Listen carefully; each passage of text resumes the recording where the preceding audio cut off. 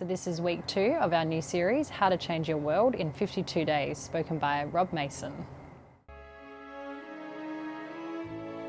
The walls of the city of Jerusalem were mere rubble. This news made Nehemiah very sad. So Nehemiah began to rebuild. He led the people day in and day out. Enemies attacked, but they overcame. God helped them finish the work in only 52 days. The Jews who had once been in captivity now returned home. Change your world in 52 days. The story of Nehemiah.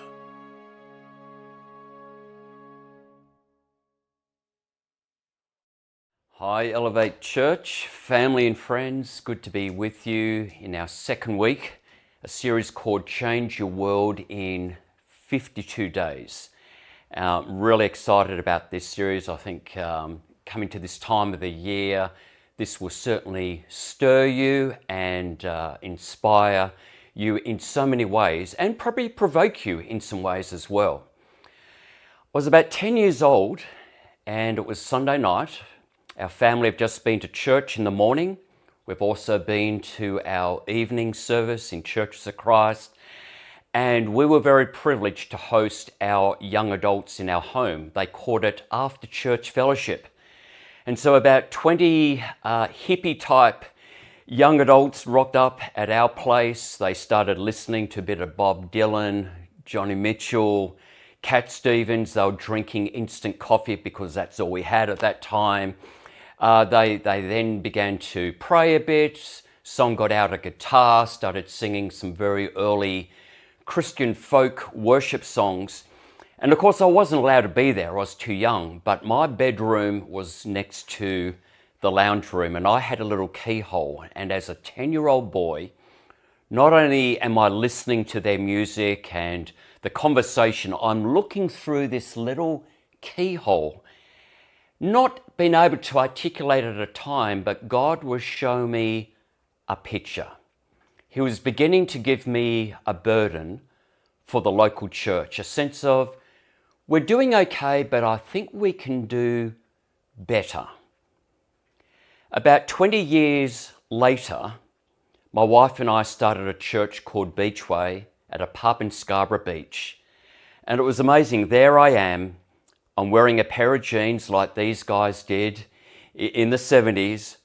I'm playing guitar. We're singing these folky worship songs.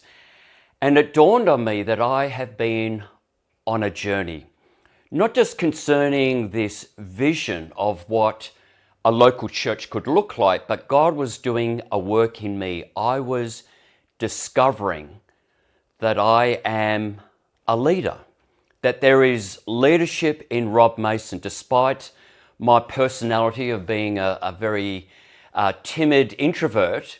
And some would say, and fair enough, would say I'm also a reluctant leader. But it was a journey of both vision and a journey of leadership. I discovered the leader in me. And this series is about, or certainly this message today is about, discover the leader in you. And so we're looking at the life of Nehemiah. We know he's a Jewish man, exiled to Babylon, which is modern day Iran, some 1,600 kilometers from home. And because of decades of disobedience and rebelling against God, God has sovereignly allowed this pagan nation, the superpower of the time, to come in under King Nebuchadnezzar, destroy the city, including the temple and the walls, and to take all of these Jewish people into Babylon. There's been a change of guard over that time. We know that during the time of a Persian king, King Artaxerxes, Nehemiah, his job was the cupbearer. He was the one who would taste the wine before the king. And so you can imagine if he was British, your wine, sir. But of course, the problem was there's a chance that there could be poison in that wine. That was a way of exterminating the king. And so his responsibility, he must have been trusted somewhat. His duty was to test the wine, that it's not poison. So you could say Nehemiah was a personal butler.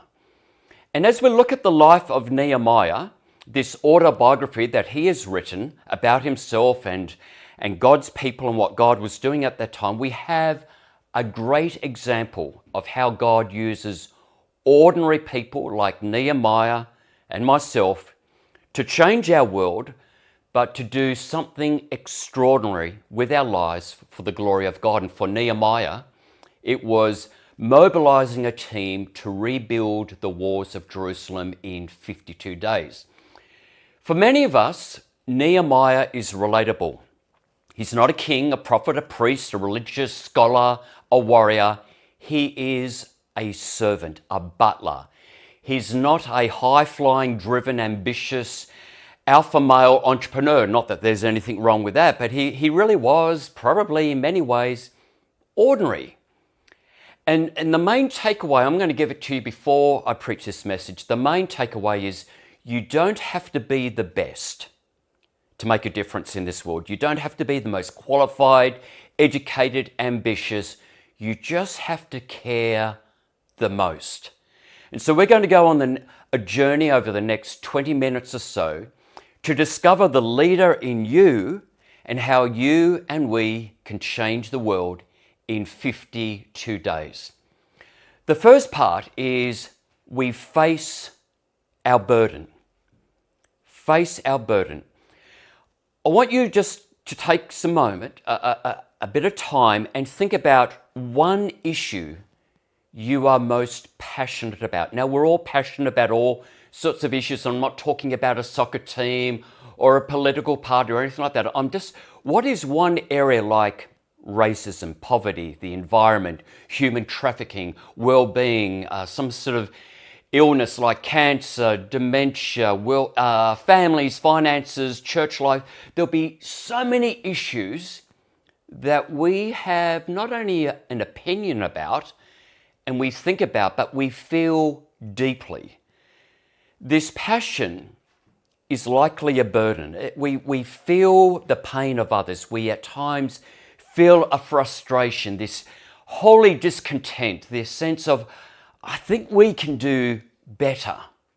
When Nehemiah has been faithfully serving the king, and everything changed when he heard the news about his beloved city. He'd heard from his brother and some other people that, hey, after all these years, Jerusalem is still it's a shamble. It's just not doing well. The people are not doing well. Yeah, they've rebuilt the city, the temple, but worse still, the walls have not been rebuilt.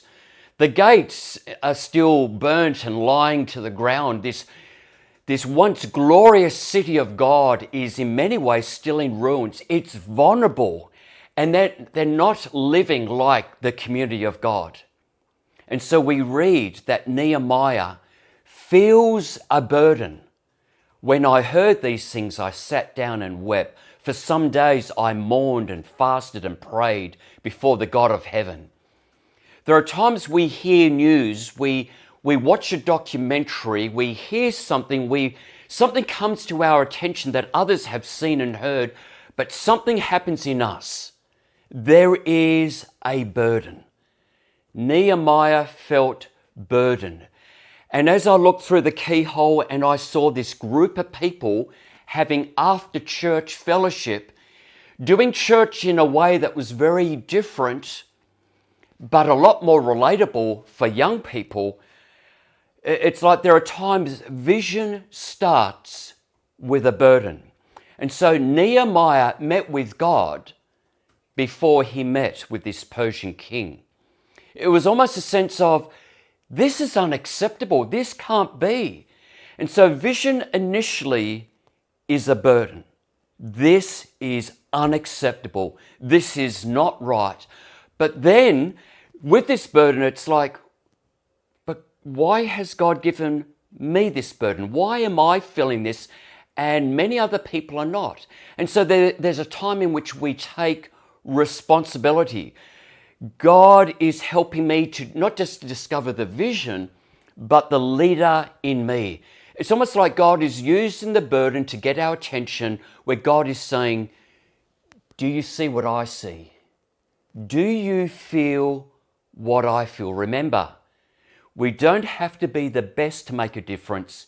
We just have to care the most. And so this burden becomes fuel for action. Nehemiah realizes, I've got to take responsibility. So what is God leading you to do? What is this area you're passionate about? What is one thing that you have a burden for?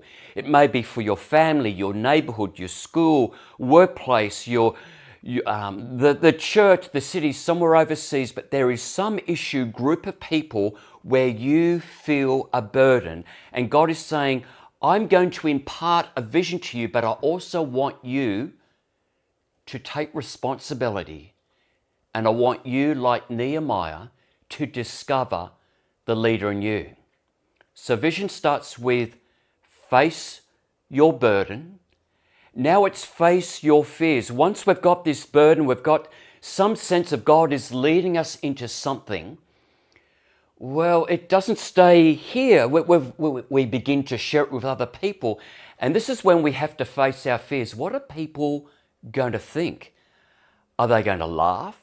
Are they going to take us seriously? Are they going to say, who do you think you are? You're not a leader, and all these other things. So in 1993, having been a youth pastor for a few years, but sensing something was stirring on the inside of starting a church from scratch, I had a burden that I wanted to start. I desired to start a church in Scarborough Beach, a church that will be very different. And we were overseas at this time, and a very prominent leader in Churches of Christ in WA was at a conference in LA, and I heard about this, and I said to this guy, could we catch up? I've shared it with some people, other pastors in America, and they didn't really know me, but they said the vision sounds good, but this is the first guy I'm going to share with who knows me. We've worked together in Churches of Christ in Perth. And so we sat down over coffee, and I said to this guy, hey, I've got this burden, this vision of starting a church at Scarborough Beach. It's going to be a little different, the worship, the style, the culture, and this. I shared it with him. But as I'm sharing it on the inside, I'm thinking, oh, what is he thinking? He's probably going to go, Rob, look, you're a great guy, and I just don't think you're really cut out for this. But lo and behold, he said, Rob, this sounds incredible. I think it'd be great to see a church like this. It sounds fresh and raw. It's a risk, but that's part of leadership. You go for it. I'll back you. And I thought, wow, that was a good response. But the moment I got home, I began to think, so well, he's now going to tell his friends when he goes back to Perth, and he's going to tell his friends, and their friends will tell their friends. And my mind started going crazy, this anxiety, this fear of, how are people going to respond? And then I'm thinking, well, did I hear from God? Maybe it's just my agenda. And oh my goodness, I went through such a journey of facing all of my insecurities and my fears. And no doubt, Nehemiah, having this burden, had an even greater fear to deal with. He had to go to a king who worships a different God, different culture. It was a different time. And he had to ask permission to this King Artaxerxes, will you release me and resources to go back to my city to rebuild the walls of Jerusalem? And obviously for Nehemiah, he's going to the king, a few times a day, testing the wine, for lunch, for dinner, whenever. And on one particular occasion, we read about this in Nehemiah chapter 2, verse 2. The Persian king notices something, and he says to Nehemiah, why does your face look so sad when you are not ill? He's obviously very discerning. He knows Nehemiah, he's not sick. There's something going on. He says, this can be nothing but sadness in your heart. Now, we may not appreciate it, but in that culture at that time, that could cost you your life. If you come into the king's presence sad, he could say, out. Get another guy to replace him. You're either going to prison, you're off with your head. I will not allow someone despondent come into my presence. You are meant to come in with a positive attitude. You're meant to lift my spirits. But this king said, there's sadness in your heart. Then we read, Nehemiah said, I was very much afraid. In the New Living Translation, then I was terrified. In the New King James Version, so I became dreadfully afraid. There is something about vision, when we have this burden, when there is something about a preferable future and we begin to share it with others, vision dials up insecurity and fear. And we go through these what if scenarios. What if it fails? What will people think? What if I'm misunderstood? What if I can't raise the money? You see, vision's all about stretching and enlargement, letting go of what is comfortable and predictable and safe. When God gives us a vision and we begin to discover the leader in us, like Nehemiah, we have to at some point face our fears. So with the vision, the burden that you have, and even as you begin to discover, I am a leader, probably like Rob, probably like Nehemiah, I'm reluctant, but there's leadership in me. There is a fire, there is a drive. What is your greatest fear if you step out in faith? If you knew you wouldn't fail, if that was a guarantee, what would you do for the glory of God? Face your fears. And then we also have to face our opponents. I can remember the time I'd finished being a youth pastor at Warwick Church of Christ for a few years. I felt this stirring. I wanted to start a new type of church. And I remember going to a different prominent leader in Churches of Christ, said, I've got this vision of starting a church from scratch and meeting somewhere different and doing church differently. And he said these words, and I remember them so well. He said, Rob, you have limited potential. You're not a church planter. You're not a strong leader. But then he offered, hey, we do have at the moment a very small, struggling, conservative Church of Christ in the northern suburbs that need a pastor. Maybe that will be a place you could cut your teeth in leadership. You have limited potential. You are not a church planter. Whew, that hurt deeply. To his credit, many months after starting this church, the guy came along and he experienced this new church meeting in a pub. And he said, Rob, I'm really sorry what I said. And I love what God is doing. And I hope a few of our guys can have a look at what's happening here, because this is new. This is cutting edge. Well, Nehemiah had that. We read in Nehemiah chapter 2, verse 19. But when Sanballat, the Horonite, so he's not a Jew, and Tobiah the Ammonite, not a Jew, and Geshem the Arab, not a Jew, heard about this rebuilding, they mocked and ridiculed us. What is this you're doing? Whenever you cast a vision, even the great, whether it's Martin Luther King Jr. and others who have cast vision, there will always be the critics. There will always be the skeptics and the opponents. What do you think you're doing? Who do you think you are? There will always be the vision killers. Don't rock the boat. It's never been done before. We've tried it before. You don't have enough money. You'll never be able to raise enough money. There is a price tag to being a leader who has a burden, who cares the most. And like Nehemiah, let's not be intimidated by our critics. This is what he said. Nehemiah 2 verse 20, I answered them by saying, the God of heaven will give us success. We, his servants, will start rebuilding. But as for you, you have no share in Jerusalem or any claim or historic right. In other words, Nehemiah didn't make it personal. He just said, this vision isn't mine, it's from God. It will succeed. You watch. We will rebuild the walls. You might be thinking, oh, I thought God will just give you a vision and then you gather a few people, mobilize a few people, and then it's fulfilled and it's exciting and you celebrate the rebuilding of the walls in 52 days. It's like, there's this part in between. This grueling part of testing the vision, facing fears, facing opposition and critics and skeptics. And it's all part of testing the vision, but building us the leader.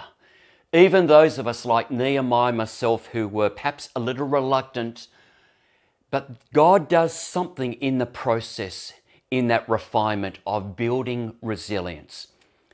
The final point is we face our next step. So Nehemiah, he served as a butler to the Persian king. He's heard the news about the broken walls. He's courageously approached the king. He's now traveled 1,600 kilometers from Iran to Jerusalem to see it for himself.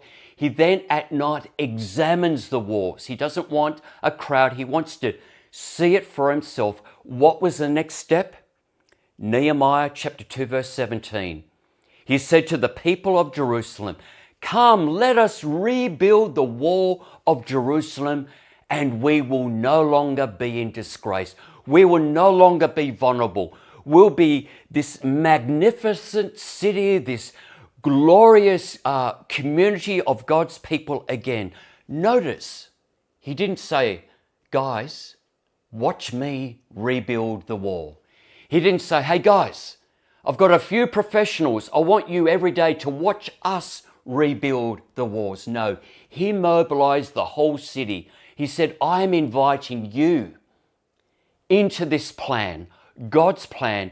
Let's rebuild the walls. It's going to take everyone." What a great leader. He didn't use the word I, my, mine. He said we, us. Let us rebuild the walls. In other words, it's no longer Nehemiah's vision, it's the people's vision. It's no longer Nehemiah's burden, it's the people's burden. We can't do life alone. We can't do church alone. We can't do leadership alone. Whatever the burden is, it will require maybe 1, 2, or more people for it to become reality. So what is your next step? Discern your burden. What is that one thing that God is getting your attention, that one area you're passionate about, that one area you think, we can do better, or this isn't right? Next step might be pray for research. Read, talk to people, read books, watch documentaries, learn more about this area you're passionate about. And for some of you, your next step, share it with others, maybe 1 or 2 others, about your vision, what God is doing in you, and whether they could be part of that, or whether their vision, your vision is very similar. Well, let's do this together. Remember, you don't have to be the best to make a difference in this world. You just have to care the most. Face your burden, face your fear, your opponents, face the next step, do the next step. Now to him who is able to do immeasurably more than all we ask or imagine, according to his power that is at work within us. You the leader. Let's go.